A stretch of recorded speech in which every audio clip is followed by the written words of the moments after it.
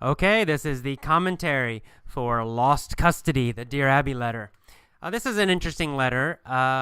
It reminds me of my old social work days before I became an English teacher. I was a social worker, and I had various jobs. I worked with runaway teenagers, homeless teenagers for a while. And I also worked for a short time in a government agency that would deal with custody, right?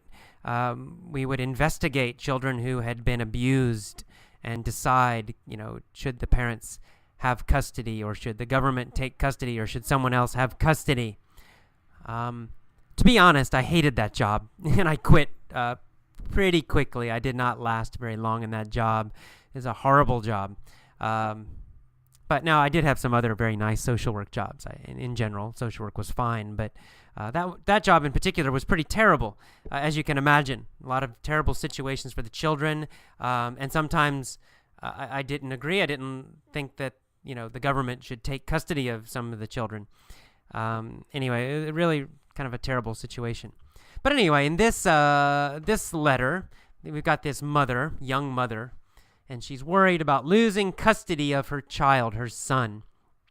Now, some of the people who write Dear Abby, you will see, they're a little strange. Sometimes the letters, they're kind of funny too, actually, sometimes. It's a little bit like watching Jerry Springer. Jerry Springer's a TV show here in America, and they get all these really crazy Americans with all these horrible, terrible problems, and they get on the show and they argue and yell at each other. Well, Dear Abby is not that bad, but there's still a little bit of that in some of these letters where you're kind of thinking, wow, these people are strange. I thought this was strange, for example, when the woman says in the second paragraph, "On our honeymoon, Derek told me if I ever divorced him that he'd make sure he would get custody of our son." So that seems like a bad sign, doesn't it? They're on their honeymoon, they just got married, and already the husband's threatening her and saying he's going to take the son if they get a divorce. Also, from that sentence, I think we can realize that they already had a son when they got married. So she must have gotten pregnant and had the baby before they got married, or else they wouldn't be talking about this on their honeymoon, right? So anyway, that's a bad sign, right? They're on the honeymoon and he's threatening her already just on the honeymoon. So, bad sign. And then his mother, the mother-in-law, also threatened her, saying, "I'll tell the judge that you're an unfit mother if you ever try to leave my son." So, these are warning signs to me, right? I think if I'm in a relationship and the mother-in-law's threatening me if I leave, and the husband's threatening me if I leave, maybe that tells you something. Maybe this guy's not such a good guy. Maybe other women have left him many times in the past. Maybe both the husband and the mom realize he's a bad guy, and she probably will want to leave in the future. I don't know. That's what I understood when I read that second paragraph. Bad sign. Something's wrong already. And then, of course, we see that obviously there is something wrong, that the husband belittles her all the time. So, when a husband belittles his wife, that's pretty terrible. Also a bad sign, right? He's saying terrible things, insulting his wife. Obviously, this is not a good guy. Okay, so in that first paragraph, she says, Derek refuses to support his family, meaning to support your family means to make money for your family. You buy food for them, you make money, you work. We call all of that together supporting your family. So he doesn't have a job, not for a year, and he won't support his family. Okay, so strike 1, 2, 3. Now, when we say, that's a little bit of slang, you probably know, but when we say strike 1, strike 2, strike 3, that comes from baseball. It's slang in American English. And if you get 3 strikes, it means you're finished, you're out, you're gone. So these are 3 very bad signs, right? The mother-in-law's threatening, the husband's threatening, and he won't work. Okay, anyway, then she says, "My son is my world," meaning my son is everything for me. He's everything in my life. I don't care about anything else. I only care about him. And the son won't let his father hold him. Okay, hold him in his arms. That's also a bad sign. But then the woman says, because I'm on disability, I don't know if I have a chance to get custody. And then she says, what should I do? Should I stick it out with my husband, or should I take the chance of losing my son? Okay, now as a social worker, I've worked in this kind of situation in this field before. So this situation, we never know, right? With Dear Abby, we don't know the whole truth. Only one person's writing, and they don't include all the information we need to give good advice. Now, Abby doesn't care. She gives advice anyway. But, most of us would want to know more. For example, she's on disability. What does that mean? Well, because I've worked in social work, I know that disability might be something very serious, but I also know it could be something that's not serious. In the United States, some people can get disability if they have a mental problem. For example, they're very depressed. They're medically depressed.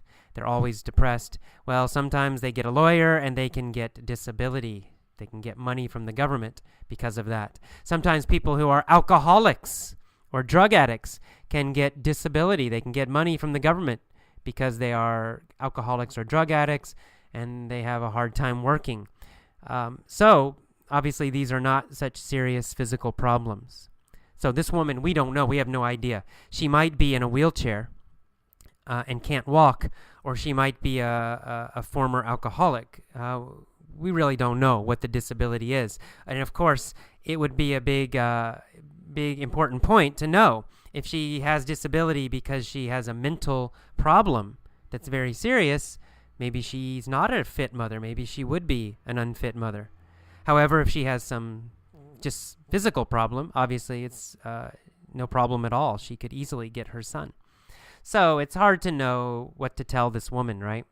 I would say in normal situations in the United States, the mother has an advantage with custody. When they go to court, if everything is generally equal, the mother has a better chance to keep custody of the child. Now, is this fair? I don't know. We talked about this in my class in San Francisco. Some people said, well, that's not fair. And I don't know, is it fair or not? But it's true. And I don't know, I guess this has historical reasons. People just have this idea that, well, mothers take care of children. They're better at taking care of children than fathers. Of course, that's not always true. But that is an idea that's in the United States and that is in the legal system, even in the courts, so that a mother often has an advantage against a father if they get a divorce and both want custody. The mother typically has an advantage. Now, many other things are important also. Their income, what kind of person they are, that kind of thing. So it's complicated. But anyway, since this guy sounds quite bad, he hasn't worked for a year, he obviously has some problems, probably this mother would get custody unless she has a serious, mental problem. My guess is that if she went to court, she would get custody of the child. But anyway, but it's hard to know. We don't know the details. Well, okay, so, and then I guess I'll talk now a little bit about my social work background in general. When I worked in this field of custody, I worked for a place called the Department of Family and Children Services in Georgia, which Georgia is a state in the United States. Georgia's in the southeast, next to Florida. Atlanta is the big city in Georgia. And I got this job because I was desperate for money, to be honest.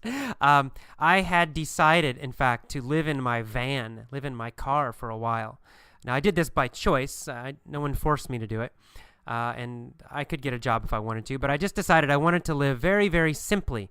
So I lived in my van for a while, and I gave away all my stuff, all my possessions I gave away, except for just a few clothes and things. And I wanted to see if I could live very, very simply without much money. However, at some point, I had no money at all. And I decided, I better get a job. I better work a little bit, make some money. And I had a social work degree. I had a master's in social work. This was before I got a master's in teaching English. So it was very easy for me to get a job in social work. And especially the government agencies always need people. So I went and I got a job at the Department of Family and Children's Services. And the pay was, great since I was living so simply. The money was nice. I needed the money. However, I quickly realized it was a very terrible organization. And the worst part for me was that the social workers, the workers, had such terrible attitudes about the people they were supposed to help. They thought they were stupid. They thought they were, low-lifes, they would call them. Low-life means a very low-status person. So they just had terrible, terrible attitudes about these people they were supposed to help. And they would insult them and belittle them. Not directly to them. They wouldn't belittle them directly. But talking to each other, the social workers would laugh and tell jokes and belittle the poor people who would come in. And indirectly, they would belittle the poor people themselves. They didn't give them much respect. They did not give them the same respect that they gave people who had money. And this bothered me a lot, because as a social worker and as a teacher, I think that respect and equality are very, very important, and especially as a social worker, because in a social work situation, these people have some serious problems. They may have economic problems. They don't have much money. They may have physical problems. They may have mental problems. Anyway, they're in a weak position, and because they're in a weak position, it's easy to put yourself above them and treat them badly, which is what a lot of these social workers were doing. But it's wrong. It's wrong to do that, and I felt very strongly it was wrong, and that we had to try very hard to keep ourselves equal with them, treat them with the same exact respect we would treat anybody. I feel I give the same respect to my social work clients as I would Bill Gates or the president. In fact, for the president, I'd give more respect to the clients. Anyway, so I started to have kind of arguments with the social workers. I didn't agree with a lot of their approaches, a lot of their attitudes. And finally, I decided to quit. I decided I cannot work for this kind of organization that treats people so badly, especially people who need help. So I quit the job. Eventually I left social work. And this is mostly the reason when I tell people I was a social worker, I worked in the emergency room, or I worked with homeless people. Everybody thinks, and I say, I quit. It was too stressful. And everybody always thinks, you quit because those people are terrible. You quit because it's hard to work with those people. But that's not true. That's not why I quit. I quit because I couldn't work with the other social workers. It was not the clients that I had problems with. Yes, the clients could be difficult, but I understood them. I understood they were having some serious life problems. And I felt respect for them because they were having such trouble and still surviving. I know that I could not survive some of those situations myself. I'm not that strong. So I had respect for my clients, even the very difficult ones. But what I could not respect were the other social workers who were so mean, so superior, so arrogant. I just found this again and again and again in many different organizations where they would treat their clients so badly. They're supposed to be helping them, but instead they're disrespecting them. And finally, I decided, I don't like this. I don't like working in these kinds of organizations. I want to help people. I do not want to belittle them. And at the same time that this was happening, I had gone abroad. I'd lived in Japan. I lived in Korea. And I realized I loved traveling. And I loved meeting people from other countries.